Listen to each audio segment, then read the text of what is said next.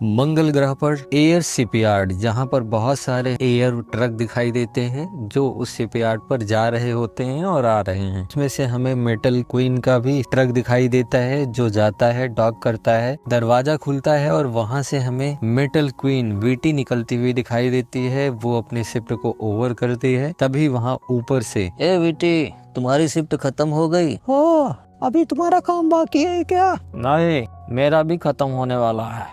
आजकल बहुत पैसे बना रही हो, कह सकती हो। मैंने सुना है कि तुम वीनस की यात्रा केवल 4 दिन में ही कंप्लीट कर दी। नहीं, 3 दिन के अंदर। हाँ, मुझे पता था कि तुम इतनी ज्यादा शार्प हो, इसीलिए इतने पैसे कमा रही हो। चलो, ख्याल रखना अपना। तुम भी फोटो। वैसे बेटी सुनो, मैं भूल गया। पैसे रखता है और उससे बेट लगाता है उसके नाम को गेस करने की। तभी वो उसका गलत नाम गेस करता है, उसके पैसे उसके हो जाते हैं। मुझे पता नहीं ये कहाँ से शुरू हुआ, लेकिन ये धीरे धीरे इतना ज्यादा फैल गया और मेरे पास इतने पैसे हैं, कोई मेरा नाम गेस भी कर पाएगा या नहीं। बार दिखाई देता है और वहाँ पर कुछ लोग आपस में बात कर रहे होते हैं। तुमको पता है बच्चा, 8 मिलियन की बाउंटी थी और उसे किसने पकड़ा? मैंने, अपने इन्हीं हाथों से। चुप करो चच्चा, वो बहुत पुरानी बात हो गई।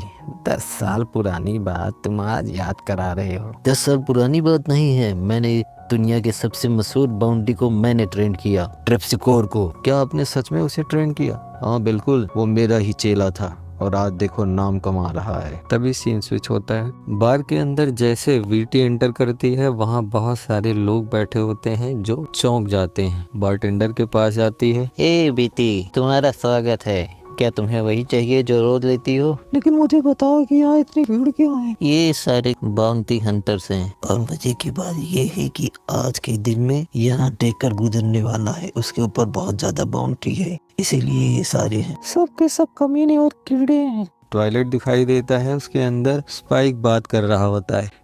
तुमने कहा था कि ये सारा सीक्रेट है, यहाँ बहुत सारे बाउंटी हंटर भरे पड़े हैं और हमें उसके बारे में कुछ एग्जैक्ट जानकारी भी नहीं है, ना उसकी शक्ल का हमें पता है। केवल ये पता है कि उसके बाह पर एक ड्रैगन टैटू है। वैसे फे क्या कर रही है? सीन स्विच होता है। रेस्टोरेंट दिखाई देता है, फैमिली रेस्टोरेंट है, तो बहुत सारे बच्चे और फैमिलीज दिखाई देते हैं जिससे वो बहुत ज्यादा इरिटेट होती है। तभी एक भारी भरकम आदमी वहां आता हुआ दिखाई देता है जिसके सीने पर कुछ अजीब सा टैटू बना होता है, लेकिन वो पूरी तरीके से दिख नहीं रहा है। अब फे सोचती है कि वो डेकर है और वो उसके पास जाती है।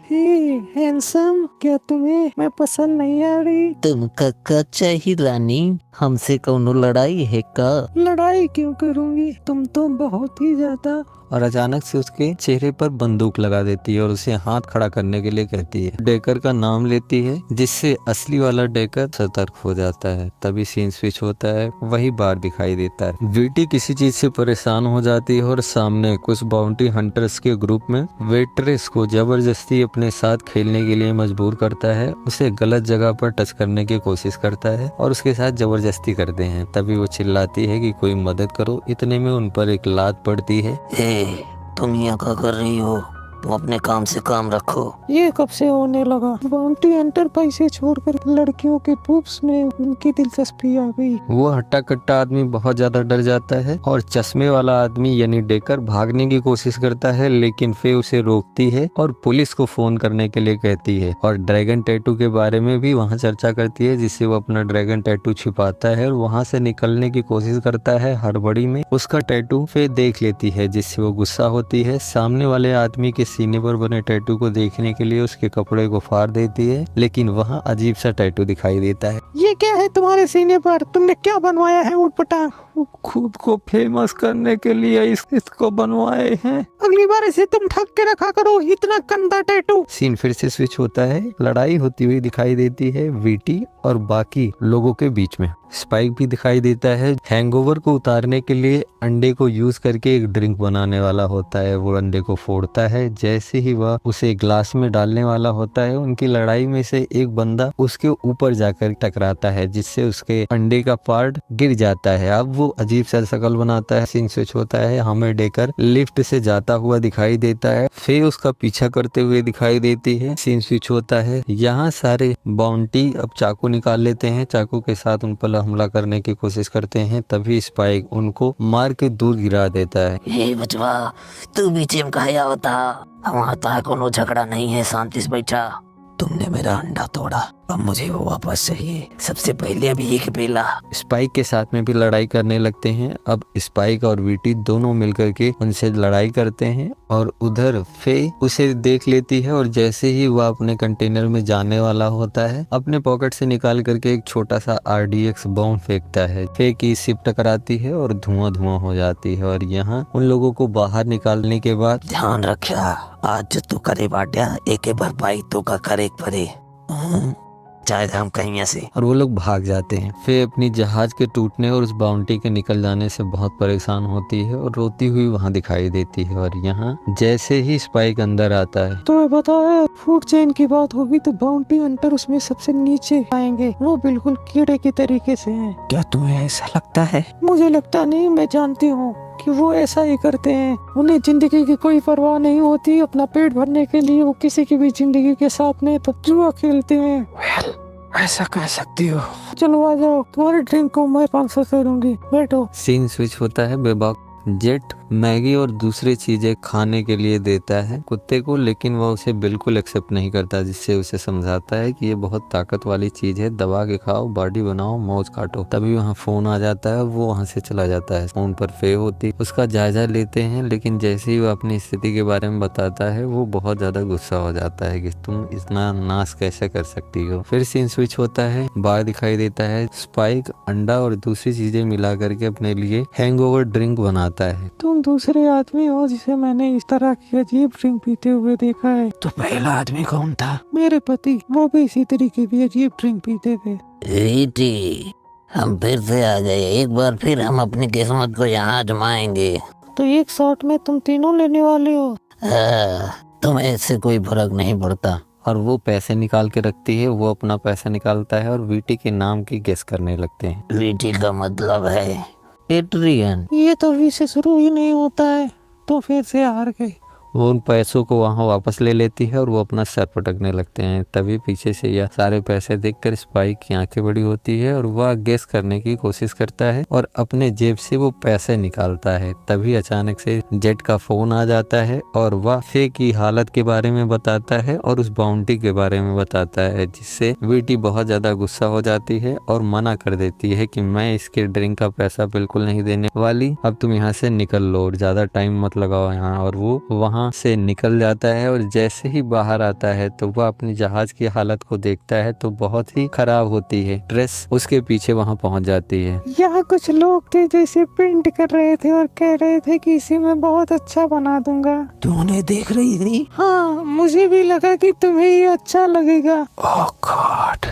वीटी अपना सिगरेट बुझाती है और वहाँ अपनी बिल्ली को लेकर के वो बाहर जाने लगती है। बारटेंडर से सी ऑफ होता है। जैसे बाहर पहुँचती है, वहाँ स्पाइक दिखाई देता है जो लिफ्ट मांग रहा है। वह उससे पूछती है, अब तुम यहाँ क्या कर रहे हो? उन कमीनों ने मेरी सिर तबाह कर दी, क्या तुम मुझे लिफ्ट दे सकती हो? तुम भी तो एक कमीने हो स्पाइक, तुम अपने लक को इतना मत आजमाओ, नहीं एक दिन बुरा फंसोगे। वो आगे निकल जाती है। तभी वो उससे आने के लिए कहती है और स्पाइक उससे कहता है कि अगर तुम बुरा न मानो तो मेरे साथ एक दोस्त भी है, जिससे एग्री हो जाती है। फे उनके साथ उसकी ट्रक में होते हैं। फे उसे जबरदस्ती का ज्ञान देती है, लेकिन वहाँ बहुत तेज म्यूजिक सुनाई दे रही थी, जिसके कारण स्पाइक को कुछ सुनाई नहीं देता, जिससे परेशान होकर के फे उस म्यूजिक को बंद करने के लिए कहती है और उसे कचरा कहती है। लेकिन वीटी उसे बताती है कि इसे हैवी मेटल कहते हैं और यही ट्रेंड है, और वह म्यूजिक को बंद नहीं करती। सीन स्विच होता है। बेबाक के लिविंग रूम का सीन दिखाई देता है। अब तुम लोग मुझे बताओ कि इन सारी चीजों को कौन सही करेगा?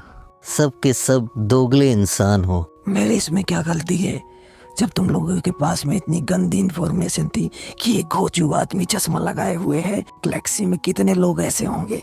मैं कैसे ढूंढ सकता हूँ उस आदमी को? मैंने तुमसे कहा था, चश्मा लगाया हुआ एक खोजू आदमी जिसके पास एक ट्रक है और उस पर बड़ा सा ड्रैगन पेंट हुआ है, ये भी तो जानकारी साथ में दी थी। सीन स्विच होता है। वीटी की ट्रक दिखाई देती है और उसका दोस्त उसे फोन करता है और उसे बताता है एक एक्सीडेंट हो गया, मेरी ट्रक से वो इस तरीके से दिखाई दे रही है, अगर कोई जानकारी हो तो मुझे बताना। जिससे वह उसे कहती है कोई बात नहीं, और वह वॉकी टॉकी पर वायरलेस करती है और वो जानकारी हर जगह स्पाइल करती है और बहुत सारे लोगों का जवाब आता है, लेकिन उनमें से एक आदमी सही जवाब देता है और वो बताता है कि वो ग्रेवयार्ड में जाने वाला है, वहीं पर मुझे दिखाई दिया था। तो वो उसके पीछे जाती है, उसे वो मिल भी जाता है। बेबॉब का सीन दिखाई देता है जहां जेट शिप को रिपेयर कर रहा होता है और बहुत गुस्से में होता है क्योंकि उसके बहुत सारे पार्ट यूजलेस हो जाते हैं। फिर से वीटी दिखाई देती है, वो उसे चेस करती है, उसके ट्रक पर टक्कर मारती है। वो एक खदान में जाकर के छिपने की कोशिश करता है, वो उसके पीछे जाती है। तभी वह स्पाइक को फोन करती है और उसके बारे में बताती है। स्पाइक उससे दूर रहने के लिए सलाह देता है क्योंकि उसके पास में बहुत सारे RDX हैं और वो फटे तो उसके साथ वो भी मर सकती है। वो अपना कपड़ा वपड़ा पहन करके वहां से जाने लगता है और जैसे ही अपने शिप पर बैठने वाला होता है तो जेट उसे बताता है कि उसने अभी तक उसमें बड़े वेपन को इंस्टॉल नहीं किया है, तो शिप पूरी तरीके से रेडी नहीं है। लेकिन उसकी बात नहीं सुनता, वो शिप लेकर के निकलने की कोशिश करता है। उसके साथ फे भी आती है। तभी फिर से हमें उन दोनों के चेस दिखाया जाता है जहाँ वीटी उसे रोकने की कोशिश करती है और वो बहुत परेशान होने के बाद RDS की एक शीशी वहां पर छोड़ देता है, जिससे खदान के अंदर सिस्टम चेंज हो जाता है और कूलिंग सिस्टम भी डिस्ट्रॉय हो जाता है। देखते ही देखते वहां पर विस्फोट होने लगता है, जिसके चपेटे में दोनों की ट्रक आ जाती है। तभी हमें स्पाइक और फे उसके अंदर आते हुए दिखाई देते हैं। क्या ये सब कुछ अच्छा है? नहीं, ये पूरी तरीके से गड़बड़ है। यहाँ का पूरा सिस्टम गड़बड़ हो चुका है। अब यहाँ हर एक कदम सोच समझ कर हमें धरना होगा, नहीं तो हम भी धरा जाएंगे। फे को बाउंटी दिखाई देती है जो मर चुकी है। मेरे 12 मिलियन रुपए भी चले गए इसी के साथ, अब मैं क्या करूँगी? स्पाइक वीटी को ढूंढता हुआ दिखाई देता है। हे बेटी, तुम जिंदा हो तो थोड़ा हलचल करो, कुछ बोलो। हाँ मैं ठीक हूँ। वैसे यहाँ तो सब कुछ गड़बड़ हो गया, हमें यहाँ से निकलना चाहिए। हाँ, हमें बहुत जल्दी यहाँ से निकलना चाहिए, नहीं तो हम यहाँ पर फंस जाएंगे। वो RDX सील करने की कोशिश कर रहा था और उसके पूरे ट्रक में से RDX ही भरा है। अगर वो ब्लास्ट हुआ तो हम लोग यहाँ बिल्कुल जिंदा नहीं बच सकते। और दूसरी बात ये खदान भी रेडियो एक्टिव है और ये ब्लास्ट होने वाली है। वैसे भी हम नहीं बचने वाले, तो जल्दी चलो यहाँ से। वो ट्रक को डॉक करते हैं और वहां से निकलने की कोशिश करते हैं। सब कुछ ट्रैक करते हुए सही जा रहा होता है। तभी वहां वो लोग ऐसी जगह फंस जाते हैं जहां आगे रास्ता बंद था। पीछे जाने की कोशिश करते हैं तो वो भी रास्ता ब्लास्ट के कारण बंद हो जाता है। अब पूरी तरीके से वो फंस गए थे। वो लोग डिसाइड करते हैं कि उसके ट्रक से निकाल करके एक RDX को यूज करेंगे और यहाँ से निकल जाएंगे। लेकिन रास्ता बहुत ज्यादा पतला था, जिसके कारण से स्पाइक वहां तक नहीं पहुंच पाता। पीछे होने के कारण फे को ये काम दिया जाता है, लेकिन फे अपने चोचलापंती दिखाती है क्योंकि मैं लड़की हूँ, मैं ये नहीं कर सकती और बहुत खतरनाक काम है। लेकिन सब उसे प्रेस करते हैं और बताते हैं कि हमारे पास कोई रास्ता नहीं है, तो वो करने के लिए तैयार हो जाती है। वो अपने शिप का यूज करती है, कंटेनर के ऊपरी पार्ट को तोड़ती है और उसे बहुत सारे RDX दिखाई देते हैं। जैसे ही एक RDX को उठाने वाली होती है, हल्का सा गड़बड़ी कर देती है, जिससे गैस लीक होने लगती है। वो डर भी जाती है। लोग उसे समझाते हैं कि आराम से करो। वो आराम से करती है, उस RDX को निकाल करके सामने लेकर के आती है। स्पाइक अपने जेट के ट्यूब को ओपन करता है और सांस को भरता है और उसे बताता है कि मैं इस ट्यूब को सेट कर रहा हूँ, तुम बम इसी में डाल देना और ये आगे जाकर के ब्लास्ट कर जाएगी। लेकिन लोग डर जाते हैं क्योंकि वहाँ ऑक्सीजन बिल्कुल नहीं थी। अगर थोड़ा भी इधर उधर हो तो स्पाइक मर भी सकता है, लेकिन स्पाइक नहीं सुनता। वो वहाँ से निकलता है। वीटी उसे पकड़ने की कोशिश करती है, लेकिन वहाँ ब्लास्ट हो रहे थे, जिसके कारण से वहाँ ग्रेविटी भी नहीं थी और वो हवा में जाने लगता है। तभी सांस भी उसकी फूलने वाली होती है और मरने वाला होता है। लेकिन तभी वो अपने पॉकेट से गन निकालता है और गन से अपने रास्ते को डिफ्लेक्ट करता है। फाइनली वो शिप के अंदर चला जाता है और यहाँ फे उस बम को उसके कंटेनर में रख देती है। टाइमर पूरा होता है और वो आगे जाकर के ब्लास्ट करता है, जिससे वो सारे के सारे बाहर निकल आते हैं। उस ब्लास्ट के दौरान स्पाइक को वीटी की वास्तविक तस्वीर दिखाई देती है, जिसमें उसका पति जो फेमस बाउंटी हंटर ट्रैप्सिकोर होता है दिखाई देता है। अब उसको उसका नाम पता हो चुका था। वह उसका नाम बताता है, जिससे खुश होकर के सारे पैसे देने लगती है। लेकिन वह उसमें से केवल एक नोट निकालता है और बाकी सब उसे देता है और कहता है कि ये तुम्हारे पति के लिए है, तुम उसके लिए अच्छी सी ड्रिंक खरीदना। इसी के साथ आज का एपिसोड खत्म होता है। मिलते हैं कल नए एपिसोड के साथ। तब तक के लिए हमारे साथ बने रहो। Love you, see you and bye bye.